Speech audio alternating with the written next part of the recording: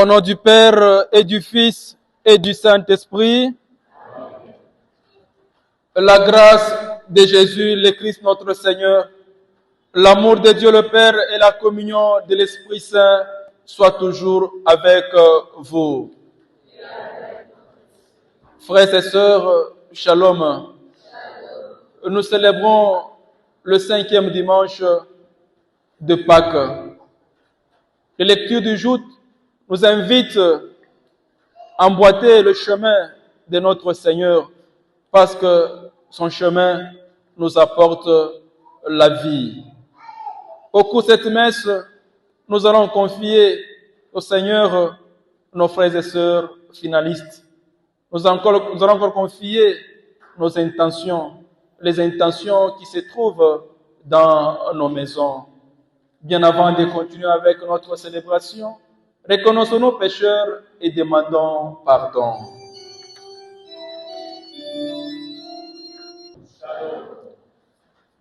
Nous célébrons le 5e dimanche de Pâques.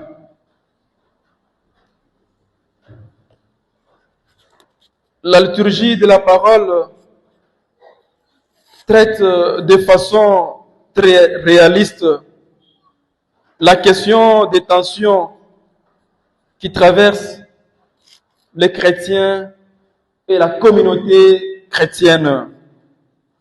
Alors que la résurrection de Jésus a tout changé, nous habitons toujours un monde tiraillé par des contradictions et des conflits.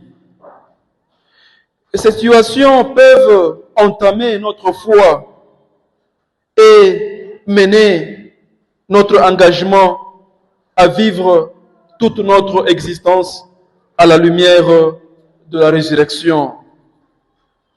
La première communauté chrétienne n'était pas sans problème. Le chapitre 6 des Actes des Apôtres nous apprend qu'une distribution non équitable des biens communs était génératrice de tensions parmi ces membres de la communauté. Les premiers chrétiens de Jérusalem étaient tous juifs, mais ils venaient d'horizons différents. Certains avaient vécu leur vie entière en Palestine, le pays de Jésus, tandis que de nombreux autres avaient grandi et vivaient hors Palestine. Les communautés juives implantées hors de Palestine constituaient de peuples qu'on appelait hellénistes. Et beaucoup de ces hellénistes venaient s'installer à Jérusalem dans leur vieillesse, espérant mourir et être enterrés dans la cité sainte. Ce qui explique le grand nombre de veuves à Jérusalem. Ces veuves étaient négligées ou étaient victimes de la discrimination dans la distribution de biens matériels. Pour résoudre ces problèmes, on avait installé un conseil spécial composé de 7 personnes ou diacres. Ils étaient sages et guidés par le Saint-Esprit. Et dans la deuxième lecture, on nous montre la première lettre de Pierre qui traite d'une autre tension qui existait au sein de l'ensemble de la communauté juive à cette époque. La majorité des contemporains du Christ espéraient la vie spirituelle. Il faut que le Christ trouve de la place dans notre jeunesse. Il faut que le Christ trouve de la place dans notre vie. Il faut que le Christ trouve de la place dans nos activités. Jésus est comparé comme il est comparé à une pierre. Vous voyez une pierre en construction. Lorsqu'on voit une pierre, il faut bien utiliser la pierre en question. Il y a d'autres qui vont rejeter cette pierre. Et nous, en tant que chrétiens, nous sommes appelés à choisir cette pierre. Il faut considérer cette pierre comme étant notre pierre angulaire. Cette pierre doit être au centre de notre vie. Je suis jeune, je dois me questionner. Quelle est la pierre angulaire dans ma vie? C'est Jésus qui doit être la pierre angulaire dans ma vie. Et le chapitre 14 de Saint Jean fait du discours d'adieu adressé aux disciples. Et dans le verset que nous venons d'écouter, Jésus ayant évoqué son départ, les disciples éprouvent la peur profonde de l'abandon. Jésus commence à faire les adieux. Les disciples éprouvent la peur profonde. Ils se disaient que non, le maître va partir. Nous allons rester seuls. Ils questionnaient Jésus. Et la réponse de Jésus à leur préoccupation est directe. D'abord, il les informe de sa destination et de son but. Jésus va vers le Père pour leur préparer une place.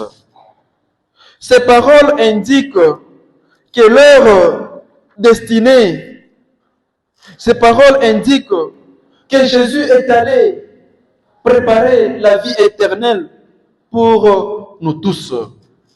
Et deuxièmement, Jésus se présente lui-même comme le chemin, la vérité et la vie. Le chemin signifie que vivre en conformité avec ses engagements est la voie qui conduit à Dieu. Jésus, il est le chemin. Quel chemin? Le chemin est la vérité et la vie. Nous sommes jeunes. Nous sommes appelés à nous questionner. En tant que jeune, j'emboîte quel chemin? En tant que jeune, j'emprunte quel chemin? Nous sommes appelés à emprunter le chemin de notre Seigneur Jésus. Et Philippe voulait savoir, poser encore des questions à Jésus. Seigneur, montre-nous le Père. Et Jésus avait dit quoi? Qui me voit, voit le Père. Donc Jésus reflète l'image de son Père. Nous aussi.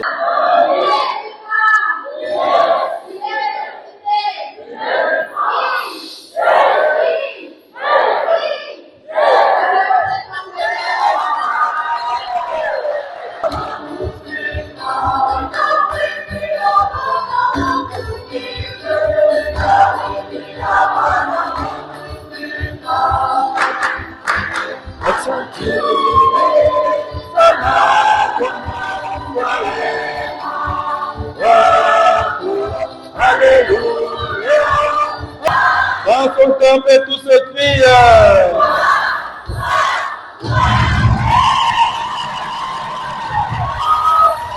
Bonne chance, bonne chance, bonne chance. L'église Notre-Mère célèbre aujourd'hui le 5e dimanche de Pâques, année liturgique A. Dans l'évangile d'aujourd'hui, 3 points nous est proposés.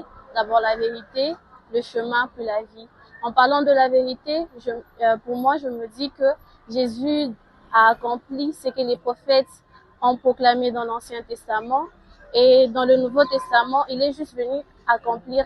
C'est pourquoi je me dis qu'il est la vérité. Il est le chemin, car c'est par lui que nous allons vers le Père. Et pour moi, bien que les plus grands commandements, c'est l'amour, pour moi, je me dis, le chemin du pardon est l'un des chemins les plus importants, car les pardons libèrent, les pardons construisent, les pardons guident et éclairent les autres. En parlant de la vie, ce n'est pas dans le sens où nous devons renaître à nouveau, mais c'est dans le sens où nous devons nous défaire de nos mauvaises habitudes, dans l'hypocrisie, l'orgueil, l'égoïsme et tout, et revêtir la robe de gloire que le Seigneur a préparé pour nous.